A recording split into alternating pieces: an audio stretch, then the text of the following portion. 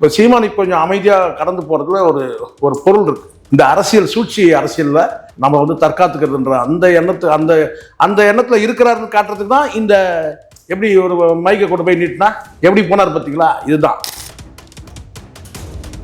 சீமானுடைய பேச்சுக்கள் எல்லாமே வந்து திராவிட இயக்கங்களை எதிர்த்து பேசுறத கட் பண்ண முழுக்க விஜயை எதிர்த்து பேசுறத மட்டுமே வந்து ஒரு செய்தியாக போட்டு அதை ஸ்ப்ரெட் பண்ணேன். அப்புறம் இப்போ கொண்டு போய் மைக்கை நீட்டிங்கன்னா என்ன செய்வார்? நியாயமாக அந்த மைக்கை வாங்கி தொண்டையில் விட்டுறணும். அவர் வந்து பார்த்தீங்கன்னா அவர் கடந்து போயிட்டார். இணையத்தை வந்து பயன்படுத்தும், சமூக வலைதளத்தை நம்ம பயன்படுத்துறது அந்த மாதிரி ஆக்கப்பூர்வமாக போனோமே தவிர இந்த மெயின் ஸ்ட்ரீம் மீடியாக்கிட்ட போய் உட்காந்துட்டு நம்ம வந்து மணிக்கணக்காக அவனுக்கு கேட்குற கேள்வியெல்லாம் கேட்டுட்டு நம்ம பதில் சொல்ல வேண்டிய அவசியம் கிடையாது. ஓட்டு சதவீதம் ஏறி போச்சுன்னா எந்த பிரச்சனையும் கிடையாது, இல்லை ஸ்டாண்டர்ட் நல்ல எந்த பிரச்சனையும் கிடையாது. ஸோ எங்கேயோ இருந்த ஒரு சதவீதம் வந்து எங்கேயோ குறையும் போது அந்த அங்கீகாரம் வந்து இது நினைக்கிறீங்க. சீமான் அவர்களுக்கு ஏற்கனவே நாம் தமிழ் பெற்ற அந்த வாக்குகள் வந்து பார்த்தீங்கன்னா சரிபாதி தான் சரிவாயிருக்க தவிர முற்றிலும்லாம் வந்து பார்த்தீங்கன்னா காணாமலாம் ஒன்றும் போயிடல. இந்த பின்னடைவு நிரந்தரமா கிடையாது. 1.5 எப்படி வந்து 8.5 வந்தது, அதே மாதிரி தான் இந்த 4 பார்த்தீங்கன்னா வந்து இந்த 4% வந்து 16 கூட ஆகும். அரசியல் பேரவை நேயர்களுக்கு அன்பான வணக்கங்கள். சமீபத்தில் நடந்து முடிந்த சட்டமன்ற தேர்தலுடைய ரிசல்ட் உங்களுக்கு என்னன்னு தெரியும். தமிழக முதலமைச்சராக திரு விஜய் அவர்கள் வந்துட்டாரு. ஆனா இங்க கூர்ந்து கவனிக்கப்பட வேண்டிய விஷயம் என்னன்னா, ஒரு கட்சியை மட்டும் யாருமே பெருசா கேர் பண்ணவே இல்லை. அது தேர்தலுக்கு முன்னாடியும் சரி, தேர்தலுக்கு பின்னாடியும் சரி. அது எந்த கட்சினா நாம் தமிழர் கட்சி. அந்த கட்சியோட நிலைமை என்ன, அந்த கட்சிக்கு அங்கீகாரம் திரும்ப கிடைக்குமா அப்படின்ற விஷயத்தெல்லாம் கூர்ந்து கவனிக்க வேண்டியது மக்களுடைய பார்வையில் தான் இருக்கு. இது சம்பந்தமா நம்ம நிறைய கேள்விகள் கேட்க வேண்டியது இருக்கு. இந்த விஷயம் சம்பந்தமாக நம்ம சேனல் நேயர்களுக்காக பேசுறதுக்கு திரு சேகுவாரா ஜெய்சங்கர் சார் அவர்கள், அவரோடும் கேட்பது நிறைய கேள்வி இருக்கு. வாங்க கேட்டு தெரிஞ்சுப்போம். வணக்கம் சார். வணக்கம் சார். வணக்கம் சார். எப்படி இருக்கீங்க? நலம். நலமா இருக்கீங்களா? இல்ல இப்போ பேசுறத பார்த்தாலே கிடையாது சார். நாங்க எப்பவும் போலதான் சார் இருக்கிறோம். பிரச்சனை எங்களுக்கு இல்லையே. பங்காளிட்டு தோத்தவங்களுக்கு பிரச்சனை, ஜெயிச்சவங்களுக்கு தான் பிரச்சனை. என் வாக்கு வந்து தோத்தாலும் எனக்கு வந்து கத்துறா, அது பெருமை, எனக்கு கௌரவம் தான் அது. சரி சார், இப்போ உங்களுக்கே தெரியும் நினைக்கிறேன், 2023, 24 ஆண்டு நடந்த பாராளுமன்ற தேர்தலில் நாம் தமிழர் கட்சி கிட்டத்தட்ட 8.20% ஓட்டு வாங்குச்சு. உங்களுக்கு தெரியும் சரிங்களா? ஆனா இப்போ வந்து இந்த சட்டமன்ற தேர்தலில் கிட்டத்தட்ட 4% கிட்ட தான் ஓட்டு சதவீதமே கிடைச்சிருக்கு நாம் தமிழர் கட்சிக்கு. ஸோ அவங்க மேடை போட்டினாங்க, ஊரா போய் கத்துனாங்க, வேர்வை சிந்தி உழைச்சாங்க. அறிவார்ந்த மக்கள், அறிவார்ந்த வேட்பாளர்கள் எல்லாருமே பார்த்தீங்கன்னா நிறைய எல்லாம் டாக்டர் படித்த வேட்பாளர்களாக அந்த கட்சியில் வேட்பாளராக நிறுத்தினாங்க. உங்களுக்கு தெரியும் நினைக்கிறேன். மக்கள் வந்து அவங்க எங்களுக்கு தேவையில்லைங்க அப்படின்னு வந்து முடிவு பண்ணிட்டாங்களா? நாம் தமிழர் கட்சியை வந்து ஒரு பெருசாக எடுத்துக்கலாம். நாம் தமிழர் கட்சி வந்து தோல்வி அடையல சார், வெற்றியில பின்னடைவு. இது எப்படி சொல்றேன்னா, இப்போ 16 வந்து 1.5 சரிங்களா, 24 8.5. இப்போ இந்த இடையில வந்து பார்த்தீங்கன்னா 4 வந்து பின்னோக்கி வந்திருக்கு, 4%. அப்போ இது வந்து தோல்வி கிடையாது, கிடைச்ச வெற்றியில ஒரு பின்னடைவு. தேர்தலில் நீங்க தோல்வியானு கேட்டீங்க, ஆமா தேர்தலில் தோல்வி தான். இந்த தேர்தல் மட்டுமே கிடையாது, 16 தோத்துட்டு தான் இருக்கு. நாம் தமிழர் கட்சி 16 தோத்துட்டு தான் இருக்கு. தோல்வினா நீங்க அப்படியே, ஆனால் பெற்ற வாக்குகளை நீங்க பார்த்தீங்கன்னா ஒரு பின்னடைவு. இந்த பின்னடைவு நிரந்தரமா கிடையாது. 1.5 எப்படி வந்து 8.5 வந்தது, அதே மாதிரி தான் இந்த 4 பார்த்தீங்கன்னா வந்து இந்த 4% வந்து 16 கூட ஆகும். ஸோ அதனால வந்து பல பேர் கேட்டா வந்து அவ்வளோதான், இவர் காலி ஆயிட்டாரு, அது காலி ஆயிடுச்சு, கட்சி ஆயிடுச்சு, இவங்க கேர் பண்ணலை, அவங்க கேர் பண்ணலை. இப்போ நீங்கள் சொன்னீங்க இல்லையா, கேர் பண்ணலை, அந்த மாதிரி வந்து அப்படி சொல்லிக்கலாம். ஆனால் இது வந்து அடுத்தது வந்து பார்த்தீங்கன்னா 4 மடங்காக கூட மாறுறதுக்கு வாய்ப்பு இருக்கு. அதுக்கான சூழல் கூட இருக்கு. புரியுங்களா சொல்றேன்? இந்த 8% எப்படி வந்தது? சீமானுடைய அந்த பிரச்சார வலிமை, நாம் தமிழர் கட்சியோட பிரச்சார வலிமை, அதனுடைய வந்து கொள்கை, தத்துவம், கோட்பாடு, இது எல்லாம் அப்படியே தான் இருக்கு, எதுவும் மாறலை. ஆனால் சில உத்திகளை மாற்றும் போது, நான் சொன்ன உத்தின்னு சொன்னது நீங்க கூட்டணி நினைச்சிடாதீங்க. இந்த கூட்டணிக்கு வந்து பார்த்தீங்கன்னா வந்து இனிமேல் போக வேண்டிய அவசியமே இல்லை. கூட்டணிக்கு சில பேர் சொல்றாங்கல்ல, இனிமேல் வந்து சீமான் கூட்டணி வைக்கணும்னா, இனிமேல் கூட்டணி போக வேண்டிய அவசியமே இல்லை. இங்கதான் 2 முனை போட்டி 3 முனை போட்டி ஆயிடுச்சு இல்ல, இனி 4 முனை போட்டி 5 முனை போட்டி ஆகும். அப்போ அந்த 5 முனை போட்டியில வந்து பிரதிநிதித்துவம் பெறுவதுன்றதுக்கு தான் வந்து பார்த்தீங்கன்னா வந்து முன்னாடி இருந்த இந்த 2 முனை போட்டியில இருந்த அந்த கடினம் வந்து இருக்காது. புரியுதா சொல்றது? அதனால இந்த சினிமா கவர்ச்சின்றதை வந்து பார்த்தீங்கன்னா வந்து சீமானவர்கள் சொல்றது மாதிரி இந்த சினிமா கவர்ச்சிக்கு வந்து பார்த்தீங்கன்னா மக்கள் வந்து வாக்களிச்சிட்டாங்க, அவ்வளவுதான். இப்போ இந்த சினிமா கவர்ச்சி இல்லாத போது வந்து பார்த்தீங்கன்னா இங்கே வந்து 4 முனை போட்டினா நீங்கள் சொல்லலாம், என்னன்னு கேட்டால் என்ன சார் 8லேருந்து 4 வந்துட்டாரு அப்படின்னு சொல்லலாம். எனக்கு வந்து நான் சொல்றேன், இந்த நிமிடம் நான் சொல்றேன், இந்த ஆட்சியின் அவலம், நான் சொல்றது டிவிகே ஆட்சியினுடைய அவலங்களை வந்து பார்த்தீங்கன்னா யார் வந்து ஓங்கி குரல் கொடுக்குறாங்களோ அவங்க தான் 29 தேர்தலில் வந்து வெற்றி பெறுவாங்க. அந்த வகையில் வந்து பார்த்தீங்கன்னா எதிர்ப்பு அரசியல்ன்றது இனிமேல் தான் வந்து சீமானுடைய ஆட்டமும் சரி, நாம் தமிழர் கட்சியோட அந்த வீச்சும் வளர்ச்சியும் இனிமேல் தான் இருக்கும். நான் நம்புறேன், எனக்கு ஒரு நம்பிக்கை இருக்கு. நான் ஒரு பார்வையில் பார்க்குறேன் இந்த அரசியல் களம் இப்போ எப்படி இருக்கு அப்படின்னு சொல்லிட்டு. இங்கே வந்து இந்த ஊடகங்கள் வந்து பார்த்தீங்கன்னா முதுகுல குத்துறது உண்மை. யாரு சீமானவர்களை வந்து இந்த ஊடகங்கள் முதுகுல குத்துறது உண்மை. ரெண்டாவது இந்த சூழ்ச்சி அரசியலும் வந்து பார்த்தீங்கன்னா இந்த முறை வந்து பார்த்தீங்கன்னா வந்து நாம் தமிழுக்கு எதிராக செயல்பட்டு சூழ்ச்சி அரசியல். அப்போ இனி வந்து பார்த்தீங்கன்னா வந்து சீமான் வந்து ஒரு தெளிவான பார்வை வந்து இன்னும் கூடுதலான ஒரு பார்வை வந்து இந்த அரசியல் சூழ்ச்சி அரசியலில் எப்படி வந்து நம்ம வந்து தற்காத்துக்கிறதுன்ற அந்த எண்ணத்தில் இருக்கிறாருன்னு காட்டுறதுக்கு தான் இந்த எப்படி ஒரு மைக்கை கொண்டு போய் நீட்டினா எப்படி போனார் பார்த்தீங்களா. இதுதான் சீமானை வந்து பேச வச்சு இந்த ஊடகங்கள் எல்லாம் வந்து பார்த்தீங்கன்னா வந்து வளர்த்துக்கிட்டாங்க. நான் சொல்றது நான் பெரும்பாலும் நான் சொல்றேன், மெயின் ஸ்ட்ரீம் மீடியாக்கள் எல்லாமே வந்து சீமானுடைய அந்த பத்திரிகையாளர் செய்தி, அங்கே வந்து ஒரு செய்தியை வந்து ஏதாவது வந்து ட்ரிகர் பண்ணி விடுறது, ஆவேசப்படுத்தி விடுறது, அதை வந்து பார்த்தீங்கன்னா வந்து அவர் ஏதாவது பேசிட்டாருன்னா அதை வந்து காட்சிப்படுத்துறது, இப்படிதான் நடந்துருச்சு. இதே வந்து இந்த மீடியாக்கள் எல்லாமே, இந்த மெயின் ஸ்ட்ரீம் மீடியாக்கள், பெரும்பாலும் மெயின் ஸ்ட்ரீம் மீடியாக்கள் மாநாட்டை கவர் பண்ணாங்களா? மாநாட்டில் எவ்வளோ சிறப்பு அம்சங்கள் இருந்துச்சு, அதெல்லாம் பண்ணவே இல்லை. அப்போ பெரும் தொகையை கொடுத்தாங்கன்னா அப்போ வந்து காட்டுவாங்க. ஏன் இன்னும் சொல்லப்போனால் ஒரு விஷயம் நீங்கள் கூர்ந்து கவனிச்சிங்கன்னா தெரியும், இந்த முறை பிரச்சாரம் வந்து பார்த்தீங்கன்னா முழுக்க பார்வையாளர்களை பெறுவதற்காகவே என்ன செஞ்சாங்க, முழுக்க விஜய் பிரச்சாரத்தையே காட்டினாங்க. அதுவும் குறிப்பாக ஒரு 4-5 ஊடகங்கள் வந்து பணத்தை வாங்கிக்கிட்டு சீமானுடைய பிரச்சாரத்தை இருட்டடி பண்ணாங்க. அப்புறம் இப்போ கொண்டு போய் மைக்கை நீட்டிங்கன்னா என்ன செய்வார்? நியாயமாக அந்த மைக்கை வாங்கி தொண்டையில் விட்டுறணும். அவர் வந்து பார்த்தீங்கன்னா அவர் கடந்து போயிட்டார். உள்ளபடி உண்மை இது. நான் ஒவ்வொரு ஸ்டெப்பும் நான் கூர்ந்து கவனிச்சுட்டு வந்தேன். ஒவ்வொரு ஸ்டெப்பும் அந்த மீடியாக்களுடைய மூவ்மெண்ட் எப்படி இருக்குன்னு பாருங்க. இந்த மீடியாக்களுடைய மூவ்மெண்ட் அத்தனையும் வந்து பார்த்தீங்கன்னா ஒரே ஒற்றை நபரை வந்து பார்த்தீங்கன்னா விஜய் என்ற ஒற்றை நபரை வந்து மையப்படுத்தி தான் சுற்றிட்டு இருந்துச்சு. பேரளவுக்கு எதிர்கட்சிகள் கூட்டத்தை காட்டினாங்க. முழுக்க அந்த மாதிரியான ஒரு என்ன சொன்ன ஒரு மீடியா வந்து பார்த்தீங்கன்னா வந்து என்ன சொல்ற ஒரு மீடியா வன்முறைன்னா சொல்ல முடியாது யாரைக்குறையா. அந்த அளவுக்கு தான் வந்து ஒரு குறிப்பிட்ட நபரை திணிச்சாங்க மக்கள்கிட்ட கொண்டு போயிட்டு. சரிங்களா? அப்போ வந்து பார்த்தா இந்த பெரிய வந்து முதலைகளே வந்து இதுவாகும்போது இழப்பு எல்லாருக்கும் தானே வரதானே செய்யும். பண முதலைகள்லேருந்து எல்லா முதலையும் வந்து பார்த்தீங்கன்னா வந்து விழுந்துடுச்சு இந்த முறை. அப்போ இந்த இடத்துல வந்து சீமான் அவர்களுக்கு ஏற்கனவே நாம் தமிழ் பெற்ற அந்த வாக்குகள் வந்து பார்த்தீங்கன்னா சரிபாதி தான் சரிவாயிருக்க தவிர முற்றிலும்லாம் வந்து பார்த்தீங்கன்னா காணாமலாம் ஒன்றும் போயிடல. புரியுதா சொல்லுது? ஸோ அதனால நமக்கு அந்த வருத்தம் இருக்கு. இப்போ அடுத்த கட்டம் வந்து பார்த்தீங்கன்னா 29 தேர்தல் இருக்கு. இப்போ இந்த ஆட்சியில் உட்கார வச்சிட்டிங்கல்ல, இனி ஒரு என்னென்னலாம் பண்ண போறா இப்போ பார்த்துட்டு தான் இருக்கிறோம். ஏற்கனவே வந்து ஏறக்குறைய வந்து சினிமா தான் ஓடிட்டு இருக்குது. இப்போ நம்ம பார்த்துட்டு தான் இருக்கிறோம். அது நம்ம கூடிய சீக்கிரம் தெரிஞ்சிடும். ஒரு 6 மாதம் கூட இந்த அரசு வந்து தாக்கு பிடிக்குமான்றது எனக்கு இன்னும் டவுட்டாக தான் இருக்கு. ஏன்னா அந்த அளவுக்கு சட்டமன்றத்தில் கேட்குற கேள்விகளுக்கு வந்து ட்விட்டர் மூலமா பதில் சொல்லக்கூடிய அளவில் தான் இன்னைக்கு இருக்கிற முதலமைச்சர் இருக்கிறாரு இல்லையா? அந்த அளவுக்கு ஒரு வந்து அவருடைய கேப்பபிள் அந்த அளவுக்கு இருக்கு. பொறுத்திருந்து பார்க்கலாம். அதனால வந்து எந்த இடத்தையும் வந்து நாம் தமிழர் வீழ்ச்சிலாம் கிடையாது. வீழ்ச்சி அடையாது. ஒரு கொள்கை சித்தாந்த ரீதியாக உருவாக்கப்பட்ட ஒரு கட்சி வந்து ஒருபோதும் வீழ்ச்சி அடையாது. பின்னடைவுகள் இருக்கும். இந்த பின்னடைவு வந்து திமுக வந்து அடைஞ்சிருக்கு, அதிமுக அடைஞ்சிருக்கு, எல்லாருமே பின்னடைவு தானே. கடந்த காலத்துல மீண்டும் வருவாங்க. அப்படி வெற்றி தோல்வி மாறி வரக்கூடியது தான் சார். அதனால பொறுத்து வந்து பார்க்கலாம். சார், இப்போ நீங்களே சொன்னீங்க பின்னடைவு வரும் போகும் அப்படின்ட்டு. இப்போ நமக்கு என்ன கேள்வி கேட்குதுன்னா, இப்போ ஒரு கட்சி வந்து ஓட்டு சதவீதம் ஏறி போச்சுன்னா எந்த பிரச்சனையுமே கிடையாது, இல்லை ஸ்டாண்டர்ட் நல்லா எந்த பிரச்சனையும் கிடையாது. ஸோ எங்கேயோ இருந்த ஒரு சதவீதம் வந்து எங்கேயோ குறையும் போது இந்த கட்சிக்கு வந்து இந்த அங்கீகாரம்னு ஒன்று சொல்லுவாங்க. ஸோ ஸ்டேட், அதாவது மாநில கட்சியா இல்லை, அந்த அங்கீகாரம் வந்து இது நினைக்கிறீங்க? இல்லை, தேர்தல் அங்கீகாரம் தான் கேட்குறீங்க. ஆமாம் சார். தேர்தல் சார் ஒரு விஷயம் நல்லா பண்ணுங்க. எல்லாத்துக்கும் நாம்ஸ் அண்ட் கண்டிஷன் இருக்கு. ஒரு தேர்தலில் இருந்தால் கூட இன்னொரு தேர்தல் வந்து வாய்ப்பு வழங்கப்படும் அப்படின்னு சொல்லி அது ஊடகங்களை நீங்கள் பார்த்துருப்பீங்கன்னு நினைக்கிறேன். ஒரு தேர்தலில் வந்து அங்கீகாரம் இழந்தால் கூட அடுத்த தேர்தலுக்கு வாய்ப்பு இருக்கு. இப்போ அடுத்த தேர்தலில் வந்து பார்த்தீங்கன்னா வந்து 29 நாடாளுமன்ற தேர்தலுக்கு எழுதி வச்சுங்க. நான் இப்போ சொல்கிறேன் பாரு, கண்டிப்பாக சொல்கிறேன், 3 மடங்கு 4 மடங்கு இந்த 4% வந்து பார்த்தீங்கன்னா 3 மடங்கு 4 மடங்கு நீங்கள் என்ன சினிமா கல்ச்சர் வந்து பார்த்தீங்கன்னா வந்து கதாநாயகனை கொண்டு வந்து நிறுத்தினாலும் இங்கே வந்து நாம் தமிழர் பெறும். காரணம் கேட்டிங்கன்னா எதிர்ப்பு அரசியல். இன்னைக்கு தமிழ்நாட்டில் எதிர்ப்பு அரசியல் யார் வலிமையாக இருக்க முடியாது. சட்டமன்றத்தில் இருந்து குரல் கொடுக்குறீங்கன்றது வேற, வெளியில வந்து கடுமையான எதிர்ப்பு அரசியல் வந்து பார்த்தீங்கன்னா வந்து வைக்கிறது வந்து கண்டிப்பாக சீமான் தான் வைப்பார். இப்போ சீமான் இப்போ கொஞ்சம் அமைதியாக கடந்து போகிறதுல ஒரு பொருள் இருக்கு.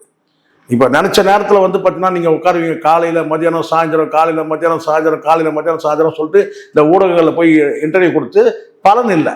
அப்போ அந்த வாய்ஸை வந்து பார்த்தீங்கன்னா கொஞ்சம் டிலே பண்ணுறது அல்லது வந்து கொஞ்சம் ரேராக பேசும்போது பார்த்தீங்கன்னா அதனுடைய வீச்சு வந்து வேற லெவலில் இருக்கும். இதுதான் இங்கே இப்படி தான் வந்து விஜய் வந்து கட்டமைச்சதே அப்படிதான். விஜய் பேசவே மாட்டாருங்க, ரொம்ப ரேருங்க, ரொம்ப அரிதாது, ரொம்ப காஸ்ட்லியானவருங்க. சீமான் வந்து காஸ்ட்லியான தலைவர் இல்லை, ஆனால் அதே சமயத்தில் அடிக்கடி வந்து மீடியாக்களை வந்து மீட் பண்ணும்போது பார்த்தீங்கன்னா மீடியா வந்து பார்த்தீங்கன்னா வந்து சொல்லுங்க பார்வையாளர்கள் வந்து பார்த்தீங்கன்னா வந்து கவர்வதற்கு எதையாவது ஒன்று கேள்வி கேட்டு எதையாவது ட்ரிகர் பண்ணி அதன் மூலமாக வந்து ஒரு டேமேஜ் கொடுக்கணுன்றது தான் வந்து நோக்கமாக இருக்க தவிர, சீமான் வந்து ஒரு கருத்துக்கள் சொல்கிறாரு, உள்ளபடியே நல்ல எண்ணங்கள் உள்ள மீடியாக்களாக இருந்தால் என்ன செஞ்சிடணும், மாநாடு ஃபுல்லாக கவர் பண்ணிடணும்ல. மாநாட்டை கவர் பண்ணி காட்டலையே. இதே வந்து பார்த்தீங்கன்னா வந்து டிவிகே மாநாட்டை வந்து காட்டின விதமும் பாருங்கள், நாம் தமிழுக்கு வந்து மாநாட்டை காட்டின விதமும் பாருங்கள் மீடியாக்கள். அதுக்கப்புறம் எப்படி ஒரு தலைவரை வந்து பார்த்தீங்கன்னா எப்படி பிராண்ட் பண்ணாங்க எல்லா மீடியாக்கள் சார், பெரும்பாலும் 4-5 மீடியாக்கள் சார், எல்லாமே வந்து பார்த்தீங்கன்னா விஜய் வந்து பார்த்தீங்கன்னா விஜய் புகழ் பண்ணான். விஜய் தும்மிட்டாரு, விஜய் வந்து பார்த்தா கக்கிட்டாரு, விஜய் வந்து பார்த்தீங்கன்னா கவுந்தடிச்சு பார்த்துட்டாரு, விஜய் மண்ணை மிதிச்சாரு, விஜய் வானத்தை பார்த்தாரு, பூமியை பார்த்தாரு, இப்படி தானே சார் பண்ணாங்க. ஸோ இதெல்லாம் பிராண்டு கிரியேட் பண்ணுறது தான். ஸோ ஊடகங்கள் வந்து பார்த்தீங்கன்னா ரொம்ப கேவலமாக இருந்துட்டாங்க இந்த முறை. குறிப்பாக இந்த முறை வந்து பார்த்தீங்கன்னா ரொம்ப அதாவது ஆளுங்கட்சிக்கு வந்து பார்த்தீங்கன்னா கூட்டங்களை கூட காட்டவே இல்லை, முழுக்க பணத்தை வாங்கிக்கிட்டு இதை இப்போ கூட பாருங்க கெத்து காட்டிய விஜய். இதெல்லாம் வந்து எப்பயாவது தமிழ் ஊடகங்கள் இந்த மாதிரி பேச்செல்லாம் கேட்டிருக்க மாட்டீங்க. கெத்து காட்டிய விஜய், ஃபயர் மோடில் விஜய், இதெல்லாம் பார்த்துருக்கீங்க. அதுவும் வந்து பார்த்தீங்கன்னா வந்து உதயநிதி பேசுனதுக்கு பதில் வந்து பார்த்தீங்கன்னா வீட்டில் போயிட்டு வந்து நோட்ஸ் அதுதான் சார் நோட்ஸ் பதிலடி கொடுக்குது. அது வந்து எப்படின்னா இது வந்து எங்க இருந்து இந்த பழக்கம் வந்து நீங்க பாருங்க, ஒரு சொல்லுவாங்க பேச்சா இருக்கணும். எது பேச்சா இருக்கணும். சட்டசபையில உங்களை கேள்வி கேட்டா நீங்க வீட்டுல போயிட்டு அப்படியே அமைதியா அப்படியே முகத்தை வந்து அது என்ன ஒரு முகம்னு தெரியல, எனக்கு ஒன்றும் புரியவே இல்லை. பல பேர் வேணாம் அந்த முகத்தை அப்படியே உம்முன்னு வச்சிருந்துட்டு அதுக்கப்புறம் வந்து பார்த்தீங்கன்னா வீட்டில் வந்து பார்த்தீங்கன்னா வந்து நான் நீ திமிரா பேசுறியா, அப்படி பேசுறியா, இப்படி பேசுறியா, நீங்க வந்து மைனாரிட்டி கவர்மெண்ட் வந்து நீங்க இது பண்ணலையா, அது பண்ணி இதெல்லாம் அங்கேயே வந்து கேட்கணும் சார். அரசியல் அறிவு இருந்ததுன்னா உதயநிதி பேசினாருன்னா அங்கேயே பேசலாம். இப்போ மைனாரிட்டி கவர்மெண்ட்னு சொல்றாருன்னா அங்கேயே ஒரு பதில் என்னன்னு கேட்டீங்கன்னா 95 உங்க தாத்தா கூட மைனாரிட்டி கவர்மெண்ட் தான் கொடுத்தாரு அப்படின்னு சொல்லணும். புரியுதா சொல்றது?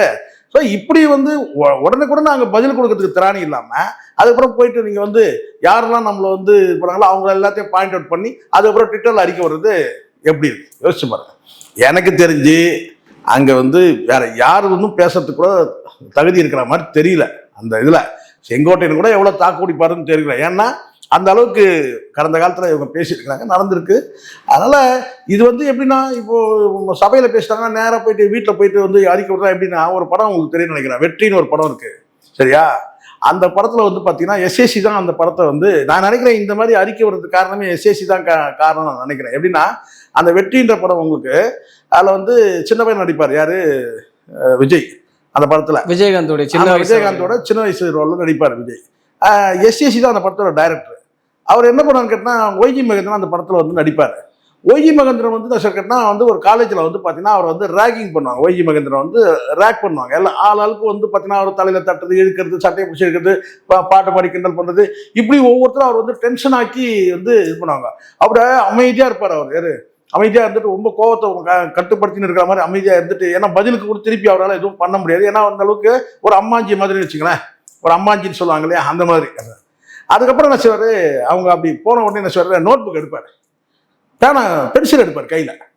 பென்சில் எடுத்து யாரெல்லாம் தன்னை வந்து கிண்டல் பண்ணாங்களோ அவங்க பேரை எழுதுவார். அந்த பேரை எழுதி என்ன செய்வார் கேட்டால் அப்புறம் அந்த பேரை போட்டு அடிச்சு என்ன செய்வார், குத்தி கிழிப்பார். அந்த பேப்பரை கிழிச்சு அப்படியே கசக்கி எடுத்து தூக்கி தூரமாக போடுவார். பழி வாங்கிட்டாரு. அந்த கோபத்தை வந்து பார்த்தா வெளிக்காட்டான். என்னன்னு கேட்டா நம்மளை வந்து அப்படி பண்ணால அவனுக்கு பதில் நான் என்ன பண்ண சொல்றேன், நோட் புக் எடுத்து எழுதி அவன் பேரை எழுதி அதுக்கப்புறம் குத்தி கிழிச்சு தூக்கி கசக்கி போடாரு. இது எஸ்எஸ்சி, இது வந்து எஸ்எஸ்சி பண்ணது, இந்த படத்தில் டைரக்ட் பண்ணது. இதை பார்த்துருப்பாரு நான் நினைக்கிறேன். அந்த படத்திலே வந்து இது ஒருத்தர் மேல கோவம் வந்தா என்ன பண்ணும், அவனை எழுதி எழுதி யார் யார் பேரும் அவங்க பேர்ல பேப்பர்ல எழுதி படம் நான் பார்த்து கிழிச்சு கசக்கி தூக்கி போட்டுருது. அந்த மாதிரி இப்ப என்ன செய்யறாருன்னா, நம்மள யாரெல்லாம் பேசுனாங்க, உதயநிதி எழுதுங்க, உதயநிதி எது ஒரு 4 வரி 10 வரி எழுதுங்க. அதே மாதிரி என்னதான் இவர் குத்தி கிழிச்சு போடல வந்து உதயநிதி. அப்புறம் யார் யாரு, பிரேமலதா, அப்புறம் சௌமியா, ஸோ இவங்க வந்து எடப்பாடி பழனிசாமி, இவங்க 4 பேர்ல வந்து ஒரு அறிக்கை இது இங்க சட்டசபையில பேச சொன்னா இது வரைக்கும் வரலாறுலயே இல்லை. இப்ப புரியுதுங்களா? எல்லாம் ஸ்கிரிப்டடு, மனப்பாடம், இது ஒப்பிக்கிறது. இது நான் சினிமா டயலாக்கா இது? இப்போ புரியுதுங்களா? இப்போ நல்லா புரிஞ்சுக்கணும், எம்ஜிஆரும் நடிகர் தான். நீங்க எம்ஜிஆர் மாதிரி எம்ஜிஆர் மாதிரின்றீங்க, எல்லாத்துக்கும் எம்ஜிஆர் எம்ஜிஆர் மாதிரி எம்ஜிஆர் மாதிரி எம்ஜிஆர் மாதிரி நீங்க, சரிங்களா? அதுக்கப்புறம் வந்து ஜெயலலிதா, சரி ஜெயலலிதாவது பார்த்தீங்கன்னா உங்களுக்கு தன்னை தயார்படுத்திட்டாங்க, சரிங்களா? காலை போல ஒரு நாள் 2 நாள் அப்படி இருந்திருக்கலாம். அதுக்கப்புறம் அவங்க வந்து சபையில் வந்து அந்த காலகட்டத்தில் வந்து எதிர்கட்சியே இல்லை அந்த டைம்ல. அதனால வந்து பார்த்தீங்கன்னா யாரோ ஒருத்தர் வந்து பார்த்தீங்கன்னா எதிர்கட்சின்னு ஒன்று யாராவது இருக்கும்ல, காங்கிரஸோ இல்லை, ஆனால் சபையில் வந்து பார்த்தீங்கன்னா அப்பப்போ கேட்ட கேள்விக்கு அப்பப்போ பதில் சொல்லி ஃபைனல் பண்ணாங்க. இது என்ன பழக்கம்னு கேட்டால், சட்டசபையில் வந்து கேள்வி அதுவும் 2 நாள் வந்து தாறுமாறாக அடிச்சிட்டாரு யாரு, உதயநிதி. முதல் நாளாவது நாசுக்கா அடிச்சாரு. இது நாசுக்கா வந்து அப்படி இப்படி வந்து என்ன செஞ்சாரு, நீங்கள் நான் சீனியரு, நாங்கள் சீனியரு, நீங்கள் ஜூனியர்னு சொன்னார், நீங்கள் மைனாரிட்டி கவர்மெண்ட் சொன்னார், இதெல்லாம் சொன்னார். அப்போவே நீங்கள் பதில் சொல்கிறத விட்டுட்டு நீங்கள் என்ன சொல்லுங்க, ஒரே லைன் தான் கேட்டீங்கன்னா, ஆமாங்க நாங்கள் மைனாரிட்டி கவர்மெண்ட் தான், நீங்கள் வந்து பார்த்தீங்கன்னா உங்கள் தாத்தாவை தான் எங்களுக்கு சீனியரு, இது 2006 95 எம்எல்ஏ வச்சுட்டு ஆட்சி நிறைவு செஞ்சாரு, அந்த வகையில் எங்களுக்கு அவர் சீனியர் தாங்க அப்படின்னு பதில் கொடுக்கணும் இல்லையா? அதை விட்டுட்டு நீங்கள் வந்து நான் வீட்டுக்கு போயிட்டு வந்து நான் வந்து ரைட்டிங்கில் எழுதி போகிறேன்னு சொல்கிறது எப்படி இருக்கும்? அப்போ இப்படி தான் இந்த மாதிரியான காமெடியான விஷயங்கள் நிறைய. இப்போ பார்த்தீங்கன்னா தகுதி இல்லாத நபர்கள், தகுதி உள்ள நபர் வந்து பார்த்தீங்கன்னா வந்து ரோட்டில் விட்டீங்க, யாரும் சீமானதான் சொல்கிறேன், தகுதியில நபரை நீங்கள் ரோட்டில் விட்டீங்க, தகுதி இல்லாத நபரை கொண்டு போய் கோட்டையில் கொண்டு போய் உட்கார வச்சுட்டீங்க இந்த மக்கள். ஆனால் எல்லாரும் கிடையாது, இது மைனாரிட்டி கவர்மெண்ட் தான், குறைந்த மக்கள் தான் வந்து இவருக்கு வாக்களிச்சிருக்கிறாங்க. கிட்டத்தட்ட 3 கோடியே வந்து 17 லட்சம் பேர் வந்து எதிர்த்து வாக்களிச்சிருக்கிறாங்க. ஆதரவாக வாக்களிச்சவங்க 1,77,00,000 பேர். அதில் வந்து பார்த்தீங்கன்னா எப்படியெல்லாம் இவங்க ஓட்டு வாங்கினாங்கன்றதுலாம் நிறைய வந்து ஸ்கேமில் தான் நிறைய ஓட்டு வந்திருக்குன்றாங்க. பலவிதமான ஸ்கேம், ஒரு விதமான ஸ்கேம் கிடையாது, பலவிதமான ஸ்கேமில் தான் இவர் வந்து வெற்றி பெற்றார்ன்ற தகவல்லாம் வந்து ஊடகங்களில் வந்துட்டு இருக்கு. இதெல்லாம் எதையும் புறந்தள்ளவும் முடியாது. அதனால வந்து இந்த வெற்றி வந்து பார்த்தீங்கன்னா யாரும் விரும்பி பெற்ற வெற்றி மாதிரியே தெரியல. மக்கள் எல்லாம் பார்க்குற வந்து என்னங்க ஒரு ஆட்சி அமைஞ்சதா மாதிரியே மக்கள்கிட்ட அந்த என்ன சொல்ற ஒரு புத்துணர்ச்சி இல்லை, ஒரு பரவசம் இல்லை, ஒரு சந்தோஷம் இல்லை, ஒரு குதூகலம் இல்லை. ஏதோ ஒரு அது எதுக்கு இவர் வந்துட்டாரா, இவர் முதலமைச்சர் ஆயிட்டாரா அப்படின்ற மாதிரி தான் ஆச்சரியமா கேட்குறாங்களே தவிர யார்கிட்டையுமே வந்து ஒரு என்ன சொல்ற ஒரு ஒரு ஒரு ஸ்பார்க் இல்லை. ஒரு புதிய ஆட்சி வந்துடுச்சு, இதை பண்ணிட்டாங்க அது பண்ணிட்டாங்கன்னு கிடையாது. இப்போ பாருங்க, இன்னைக்கு வந்து தொகையை வழங்கியிருக்கிறாரு, குடும்பத் தலைவர்களுக்கான அந்த உதவித்தொகை வழங்கியிருக்காரு. அது எவ்வளோன்னு கேட்டால் 1000 ரூபாய் தான் வழங்கியிருக்கிறாரு. நீங்கள் 2000 ரூபாய் சொல்லிட்டீங்க. நீங்கள் சொல்லலாம் என்னன்னு கேட்டிங்கன்னா, நான் வந்த பிறகு பார்த்தேன் கஜானா காலி வச்சாரு, அதெல்லாம் கிடையாது. நீங்கள் இப்போ 2000 ரூபாய் ஒரு குறிப்பிட்ட ஒரு திட்டத்துக்கு நீங்கள் 2000 ரூபாய் கொடுங்க. 1000 ரூபாய் நீங்கள் போடுறீங்கன்னு சொன்னால் அப்போவே நீங்கள் என்ன சொல்ல கேட்டிங்கன்னா, அடுத்த மாதம் அல்லது 3 மாதங்களுக்கு நாங்கள் 1000 ரூபாய் நாங்கள் பண்ணுவோங்க. நிதி ஆதாரம் குறைவாக இருக்கிறதுனால 3 மாதங்கள் கழித்து நாங்கள் வந்து இதோட இப்போ வந்து பார்த்தீங்கன்னா இது வந்து மே மாதம் சொன்னால் நாங்கள் வந்து ஜூலையிலேருந்து நாங்கள் வந்து 2500 ரூபாய் போடணும் அந்த உத்தரவாதம் சொல்லிட்டு அதுக்கப்புறம் இந்த 1000 ரூபாய் போட்டுருவோம். நான் சொல்கிறது கரெக்டுங்களா? இந்த மாதம் 1000 ரூபாய் தான் எங்களால் போட முடியும். இப்போ அந்த 1000 ரூபாய் போட்டுட்டு நிதி ஆதாரங்களை ஆய்வு செய்தார் விஜய்ன்னு சொன்னால் இது எப்படி சரியாக இருக்கும்? நீங்கள் 1000 ரூபாய் போட்டது கரெக்டு, நீங்கள் 1000 ரூபாய் போட்டீங்க, உங்ககிட்ட நிதி ஆதாரம் கிடையாது, நீங்கள் 1000 ரூபாய் போட்டதுல ஒரு என்ன சொல்றது, அது வந்து நீங்கள் என்ன சொல்லிட்டீங்க, எனக்கு டைம் வேணும்னு சொல்லிட்டீங்க. ஆனால் இந்த 2000 ரூபாய் எப்போ போடுறேன்றதை சொல்லிட்டு ஒரு 3 மாத காலம் எனக்கு அவகாசம் வேணும். இப்போ நான் வந்து ஏற்கனவே இருந்த அரசு வழங்கின அந்த 1000 ரூபாயை நான் வந்து உங்களுக்கு வந்து வழங்குறேன்னு சொல்லிட்டு ஒரு அறிக்கை விட்டுருக்கோம். அதையும் செய்யலை. இப்போ நீங்கள் என்ன செய்யணும், அமௌண்ட்டை போட்டுட்டு நான் நிதி ஆதாரத்தை ஆய்வு செய்கிறேன். நீங்கள் எப்போ ஆய்வு செய்து எப்போ அது நடந்து எப்போ அந்த மக்களுக்கு கிடைக்கும்? ஆக ஏற்கனவே திமுக அரசு செய்துதான் நீங்க செய்றீங்க. திமுக அரசாவது என்ன சொன்னாங்க, திமுக அரசு என்ன சொன்னாங்க, நாங்க 2000 சொன்னாங்க. இப்போ அவங்க வந்திருந்தாங்கன்னா கூட பார்த்தீங்கன்னா இந்த 1000 ரூபாய் 2000 ரூபாய் போட்டிருப்பாங்க, கண்டிப்பா நிச்சயமா நடந்திருக்கும். அவங்கள வந்துட்டு 2000 ரூபாய் அறிவிச்சுட்டு நான் 1000 ரூபாய் போட சொல்ல மாட்டாங்க. 2000 ரூபாய் அறிவிச்சதே கொடுக்கணுன்றதுக்கு தான் அறிவிச்சது. அப்போ நீங்க அதிமுக அரசு வந்தாலும் அந்த 2000 ரூபாய் கொடுத்துருப்பாங்க. இப்போ விமுகனா நீங்க 2500 சொல்லிட்டீங்க, ஓட்டு வந்து வாங்கினது வந்து முதலமைச்சர் பதவி அடையணுமேன்றதுக்காக. இப்போ உங்களால வந்து பண்ண முடியல. சரி, பண்ண முடியலையா, அதுக்கு அவகாசமா சொல்றீங்கன்னா அதுவும் கிடையாது. இப்போ புரியுதுங்களா? இந்த இலவச திட்டங்கள்லாம் வந்து இப்படிதான்.